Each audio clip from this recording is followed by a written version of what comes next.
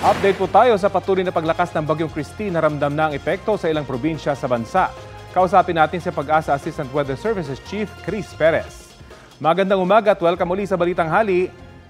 Magandang umaga, Rapi, at sa lahat po na ating mga taga-subaybay. Opo, base po sa galaw at taglay na lakas ng Bagyong Christine, ano mga lugar pa yung posibleng makaranas ng malalakas na pag-ulan?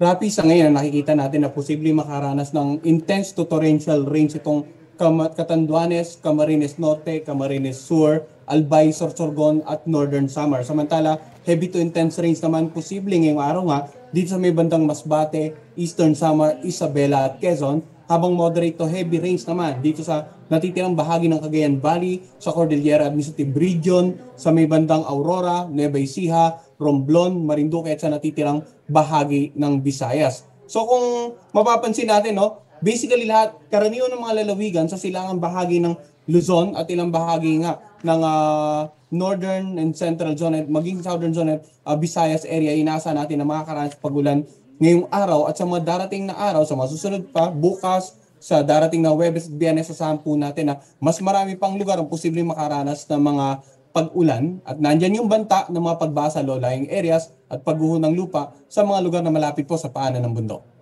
Pakipaliwanag nga po itong rapid intensification na nakikita nyo na posibleng mangyari dito sa bagyo. Kasi ganito rin yung nangyari sa bagyong sa Hurricane Milton sa Amerika. Ganito na ba ngayon? Dahil ba sa climate change o talagang normal yung mga ganitong rapid intensification?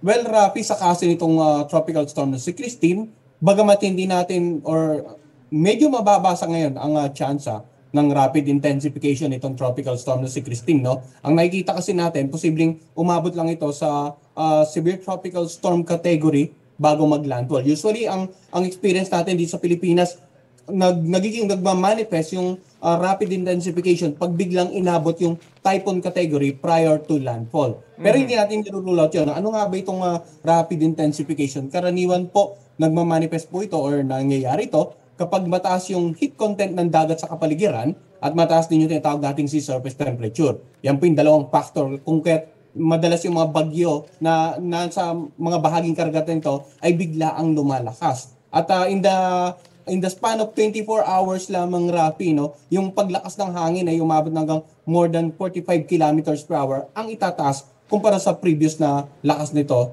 last 24 hours. But yun nga, nabanggit ko, so far medyo hindi pa ganun kataas ang chance mag-rapid intensification itong si Christine. Bagamat inaasa natin na tropical storm category or severe tropical storm category posibleng tumama or ma-reach nito bago pa tumama dito sa may either lalawigan ni Isabela or sa northern part ng Aurora, Rafi. At sana nga hindi matuloy yung rapid intensification ng bagyo. Pero syempre ang implication nun, hindi ba yung length of time ng makapaghanda yung ating mga kababayan kung ganun kabilis na mag-intensify ang isang bagyo?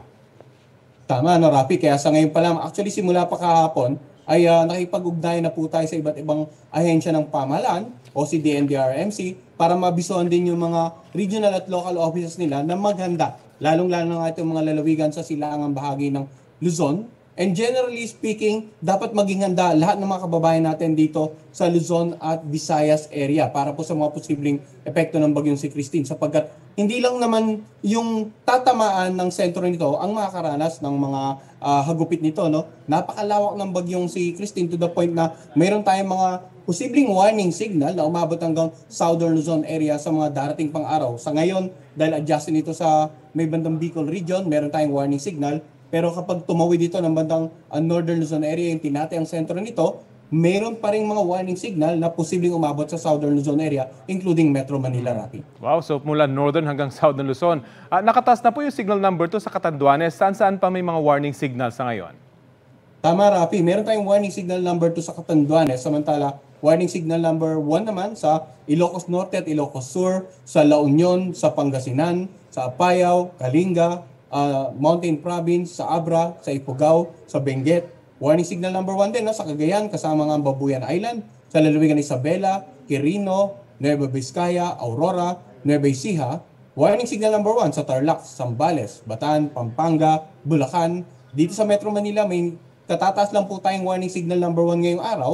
Ano sa Laguna, Cavite, Batangas, Rizal, Quezon kasama ang Pulilo Island, Masbate kasama ang Ticao Island, Burias Island, Marinduque, Romblon, Camarines Norte at Camarines Sur, Albay at Sorsogon. Samantala sa Visayas area naman, warning signal number 1 sa Eastern Visayas, Northern Samar, Leyte, Biliran at Southern Leyte, habang warning signal number 1 naman sa Mindanao area, in particular sa Dinagat Island, sa Surigao del Norte, kasamang Siargao at Bukas Grande Group.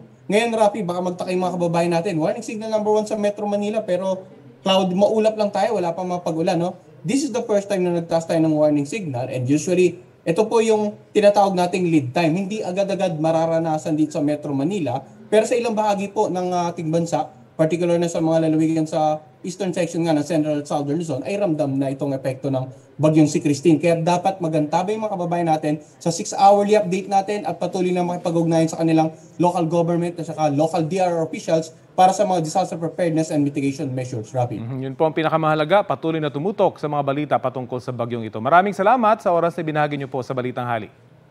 Maraming salamat din po at magandang araw. Si Pag-asa Assistant Weather Services Chief Chris Perez.